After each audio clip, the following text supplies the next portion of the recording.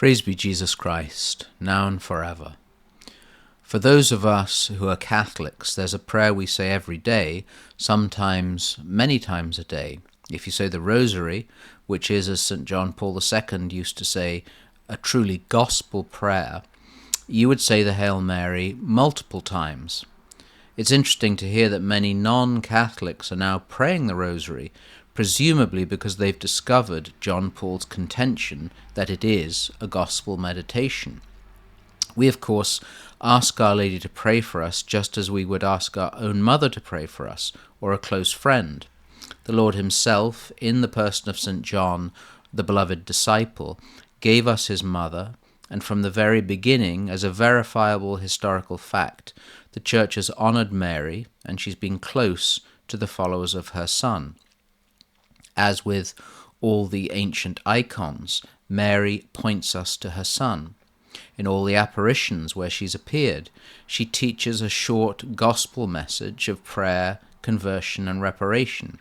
Simply put, closeness to Mary will bring you close to Jesus. If it doesn't, there is indeed something wrong. There's a very important part of the Hail Mary prayer which we don't often dwell on, but which we should. I thought about this when recently reading some words of the great martyr Blessed Franz Jagerstätter, murdered by the Nazis in 1944 for refusing to fight for what he considered was a demonic regime. He is, as we've discussed before, the subject of a marvellous film by the director Terence Malick called A Hidden Life. Blessed Franz, who was, remember, an Austrian farmer, wrote his words, "Many people would give a great deal if they could lengthen their lives, though not in order to become more perfect, but simply in order to live longer." He went on, "Satan will risk everything with many people in order to rob us at the last moment of eternal happiness." He then called to mind the Hail Mary, and obviously the Rosary, which he said every day, and said, "Is it likely that the Blessed Mother will abandon us in our final hour if we say this prayer every day?" 2 points for our meditation.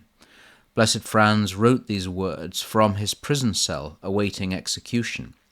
He was guillotined by the Nazis. Paraphrasing Dr. Johnson, one's mind is concentrated by the knowledge that you will be executed in the morning. So many people desire to live longer, but not, as Blessed Franz said, to become better, but just to put off the moment of death. That is not the way of the Christian. We are to prepare for death, especially if we're old or sick. We are blessed if we are given time to prepare. When people say they want to die suddenly in their sleep, they're uttering a great foolishness, unless that preparation has taken place. Yet that wonderful word of hope. Is it likely that our mother would abandon us at the last hour if we've asked her multiple times a day precisely to pray for us at the hour of our death? Satan hates Our Lady, who stands, remember, crushing the head of the snake, just as Satan will try at the last to separate us from Christ. So his sworn enemy, the Blessed Virgin Mary, who he hates with demonic passion, will be there to help us if we ask. Brethren, be sober, be vigilant, because your adversary the devil, like a roaring lion, walketh about, seeking whom he may devour.